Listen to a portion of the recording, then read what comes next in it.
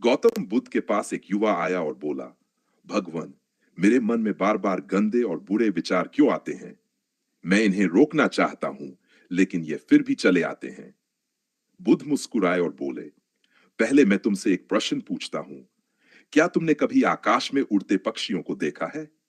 युवक बोला, हाँ भगवान, मैंने देखा है। क्या तुम उन्हें रोक सकते हो कि वे तुम्हारे सिर के ऊपर से न उड़ें? युवक बोला, नहीं भगवान, मैं ऐसा नहीं कर सकता। बुद्ध बोले, पर क्या तुम ये रोक सकते हो कि वे तुम्हारे सिर पर घोंसला न बना ले? युवक ने उत्तर दिया, हाँ भगवान, ये तो मैं रोक सकता हूं। बस यही बात तुम्हारे मन में उठने वाले विचारों के लिए भी सही है। बुरे या गंदे विचार आ सकते हैं, क्योंकि मन एक खुला आकाश है, जहां विचार पक्षियों की तरह आते जाते रहते हैं। लेकिन तुम ये तय कर सकते हो कि कौन से विचार तुम्हारे मन में स्थायी रूप से रहे और कौन से नहीं। युवक ने पूछा, लेकिन भगवान, ये विचार आते ही क्यों हैं? बुद्ध बोले, इसके तीन मुख्य कारण हैं: कर्म, संस्कार और वासनाएं। जो भी तुमने पहले किया है, देखा है, सुना है या अनुभव किया है, वह तुम्हारे अवचेतन मन में संग्रहित हो जाता है। जब परिस्थितियां अनुकूल होती हैं, तो वे विचार के रूप में प्रकट होते हैं।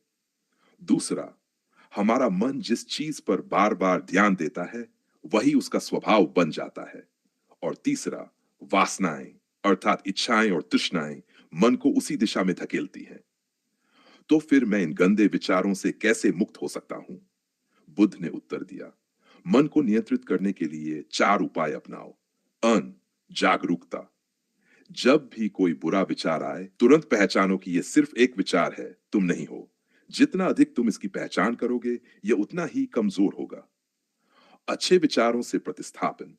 यदि कोई गंदा विचार आए, तो तुरंत कोई सकारात्मक, शुभ या पवित्र विचार उसके स्थान पर रखो।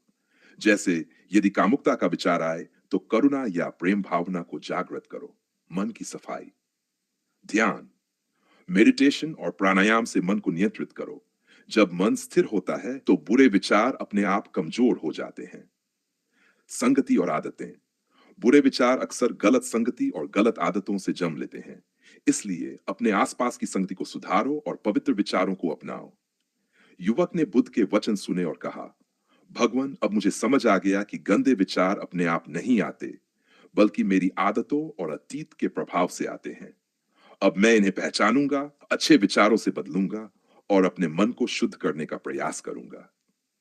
बुद्ध मुस्कुराए और बोले, यही ध्यान और आत्म जागृति की राह है।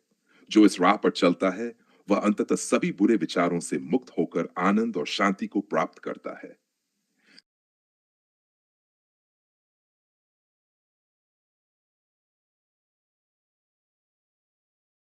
गौतम बुद्ध ने संगति, साथी, पर्यावरण और आदतों, आचरण, नियमित अभ्यास के प्रभाव को बहुत महत्वपूर्ण माना है।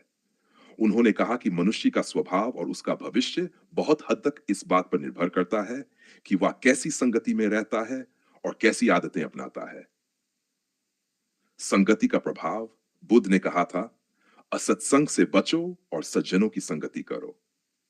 उनका मानना था कि जिसके साथ हम रहते हैं, उनसे ही हमारे विचार और व्यवहार प्रभावित होते हैं। यदि हम बुरी संगति में रहते हैं, तो नकारात्मक विचार और इच्छाएं हमारे भीतर जन्म लेती हैं। इसके विपरीत, यदि हम अच्छे, ईमानदार और सदाचारी लोगों के संपर्क में रहते हैं, तो हमारे भीतर शुद्धता, करुणा और सच्चाई विकसित होती है। और आनंद का संवाद। एक बार बुद्ध के प्रिय शिष्य आनंद ने कहा, भगवान, आधा आध्यात्मिक जीवन तो सत्संग, अच्छी संगति है। बुद्ध मुस्कुराए और बोले, नहीं आनंद, सत्संग आध्यात्मिक जीवन का केवल आधा भाग नहीं, बल्कि संपूर्ण आध्यात्मिक जीवन है। यदि संगति शुद्ध और पवित्र होगी, तो साधना भी शुद्ध होगी और मोक्ष का मार्ग सहज होगा। कैसे पहचाने कौन सी संगति अच्छी है? बुद्ध ने बताया कि सही संगति में ये गुण होने चाहिए: करुणा और प्रेम, जिसमें दूसरों के प्रति दयालुता हो। दा, सत्य और ईमानदारी, जो झूठ और छल से दूर रहता हो। धैर्य और संयम, जो जल्दबाजी या क्रोध में न बह जाए। सही ज्ञान, जो धर्म, नीति और नैतिकता को समझता हो। यदि हमारी संगति में ये गुण नहीं है, तो वह संगति हमें पतन की ओर ले जा सकती है। आदतों का प्रभाव। बुद्ध ने यह भी बताया कि हमारी आदतें ही हमारे भविष्य का निर्माण करती हैं। यदि हम अच्छी आदतें डालते हैं तो जीवन में सुख, शांति और सफलता मिलती है। यदि हमारी आदतें बुरी हैं तो दुख और समस्याएं हमारे जीवन में आती हैं। आदतें बदलने के बुद्ध के उपाय। बुद्ध ने यह समझाया कि बुरी आदतों को छोड़ने और अच्छी आदतें अपनाने के लिए इन 3 बातों का पालन करना चाहिए। अन, विचारों पर नियंत्रण। कोई भी आदत पहले विचार में जन्म लेती है, इसलिए विचारों को सही दिशा में मोड़ना जरूरी है। डा, सतत अभ्यास। कोई भी अच्छी आदत एक दिन में नहीं बनती, इसे नियमित रूप से अभ्यास करना पड़ता है। 3, सही संगति। यदि हम सही लोगों के साथ रहते हैं तो वे हमें अच्छी आदतों की ओर प्रेरित करेंगे। बुद्ध की कहानी। एक बार अंगुलिमाल नामक डाकू बुद्ध के पास आया। वह 999 लोगों की हत्या कर चुका था और अब वह बुद्ध की हत्या करने जा रहा था। लेकिन बुद्ध शांत खड़े रहे और बोले, अंगुलिमाल तुम रुको। अंगुलिमाल ने कहा, मैं तो रुका नहीं हूं, बल्कि आप रुके हुए हैं। बुद्ध ने उत्तर दिया, मैं तो पहले ही रुक चुका हूं, अहिंसा और सत्य के मार्ग पर, लेकिन तुम अभी भी बुराई की ओर भाग रहे हो। बुद्ध के इन शब्दों ने अंगुलिमाल के हृदय को झकझोर दिया। उसने सोचा, यदि मैं अपनी आदतें नहीं बदलूंगा तो मेरा अंत निश्चित है। उसने वहीं अपने पुराने जीवन को त्याग दिया और बुद्ध से दीक्षा लेकर एक भिक्षु बन गया। गौतम बुद्ध ने हमें यह सिखाया कि संगति और आदतें हमारे जीवन के सबसे महत्वपूर्ण निर्धारक हैं। अगर हम अच्छी संगति में रहते हैं तो हमारे विचार और कर्म शुद्ध होते हैं। अगर हम अच्छी आदतें अपनाते हैं तो हमारा जीवन सुखी और शांतिपूर्ण बनता है। बुरी संगति और बुरी आदतें हमें पतन की ओर ले जाती हैं।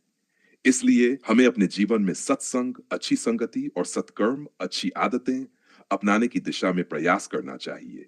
यही हमें बुद्ध के दिखाए हुए मोक्ष और शांति के मार्ग की ओर ले जाता है।